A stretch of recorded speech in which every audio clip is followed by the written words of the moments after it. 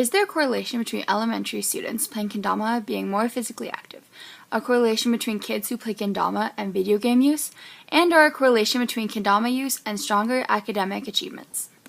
In this bar graph, I'm comparing boys versus girls who play kendama in each grade. It is very obvious that in my study subjects, the boys play kendama more than girls. The grade 7 boys represent the mode with the most frequent responses of kendama users in this dataset.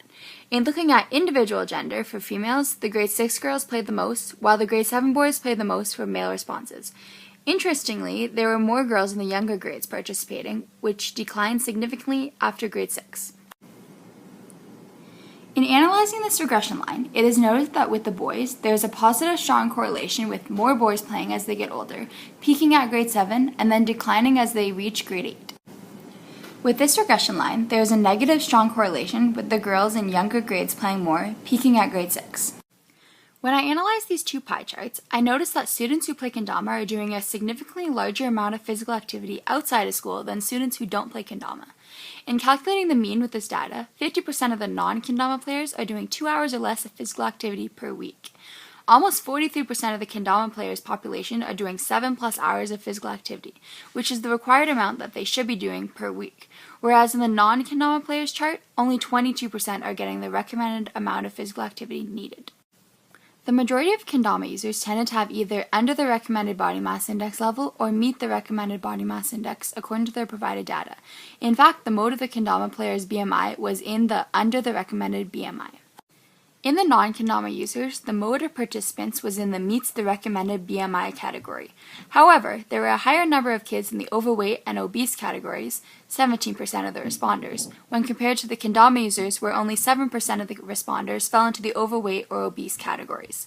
Overall, these numbers for both kendama users and non-kendama users in our area are still lower than the national averages for overweight and obesity in children. I calculated mean percentages for each of the marked classifications out of the total number of kendama players versus the total number of non-kendama players. I calculated that 91% of the kendama users rated themselves as having A and B marks, versus 89% of non-kendama players. This does not seem to be a very significant difference. However, when looking at the top marks, 37% of kendama players describe themselves as A students, whereas 24% of the non-kendama players rated themselves as A students.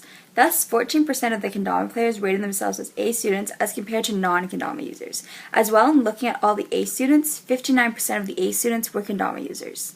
In both the kendama players and non-kendama players, the mode of their average reported marks were Bs, with 36 of the kendama players reported having Bs and 47 of the non-kendama players having Bs. When I was analyzing this bar graph, I noticed a few things. There were no kendama players that have Ds in math. 30% of kendama players rated themselves as A students in math, the same percentage of kendama students who rated their overall marks as A's. However, the mean percentage of non-kendama A students in math went up a few percentage points to 28% from how they rated their overall average marks.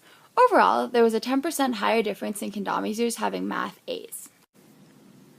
When I interpreted these two graphs above, there were significant differences. Firstly, it was quite obvious that kendama players play video games / use their cell phone a lot less than non-kendama players. However, there were still 7% of the students who play kendama and who play video games 11 or more hours per week. I was a little surprised by this because when I was observing students playing kendama, they usually practice for countless hours. The non-kendama players' percentage of students who play 11 or more hours per week of video games was still 9% higher than those who do play kendama. It is thus believed that a correlation has been established between kendama players being more physically active and having higher math grades than non-kendama users, but play less video games than non-kendama players.